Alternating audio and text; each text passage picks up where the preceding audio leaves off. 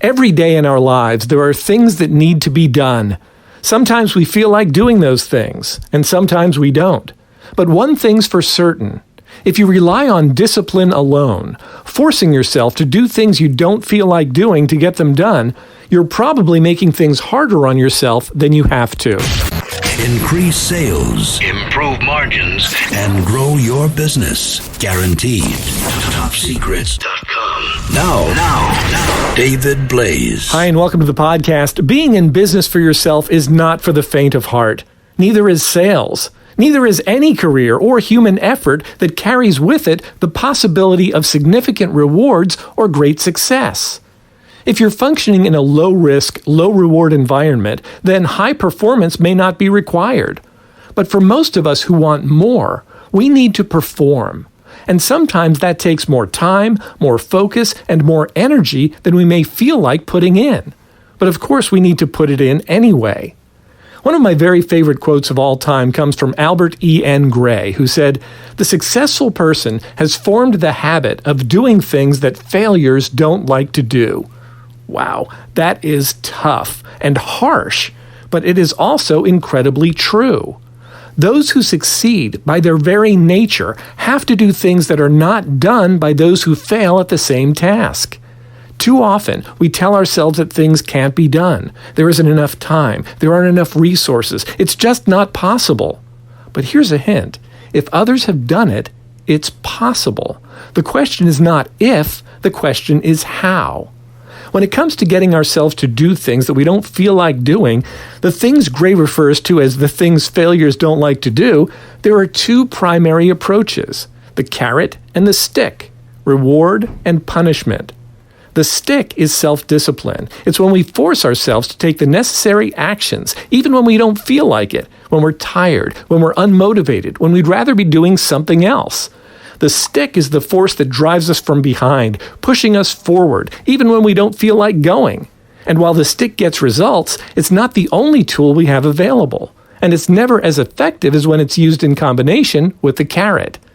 The carrot is the promise of a future reward. It's the goal for which we strive. It's what lights the path for us and keeps us moving forward. When we lose sight of the goal, when it feels too far off or too elusive or too hard to reach, it becomes difficult to move forward, regardless of the power of the stick. But the real power of any goal is not usually the goal itself, but rather in what accomplishing the goal will do for us, how it will make so many things better going forward. For example, we want to achieve a level of education, not for the achievement itself, but for our ability to use that education to increase our value in the marketplace. We want to achieve a specific designation or milestone in business, not because of the milestone itself, but because of how that milestone will impact our earning potential going forward. We want to reach a particular financial goal, not for the sake of achieving it, but for what it will do to the quality of our lives once we have achieved it. So when the stick is not enough, when you're struggling to push yourself forward, look farther ahead. Look not just to the goal, but past the goal, to the better, brighter future the goal will help you achieve. Time goes by, whether we're moving at full speed toward our goals or whether we're standing still, paralyzed by fear and inaction. So look ahead to your brighter future, the goals and experiences that make the work worthwhile. Picture that future often and use your mental image of it to overcome inertia, reorganize your priorities, and form the habit of doing things that failures don't like to do. If you rely on self-discipline alone, you may be disappointed. But when you combine that self-discipline with a firm focus on what you really want, your desire for a brighter future, it becomes far easier to take the necessary actions. TopSecrets.com.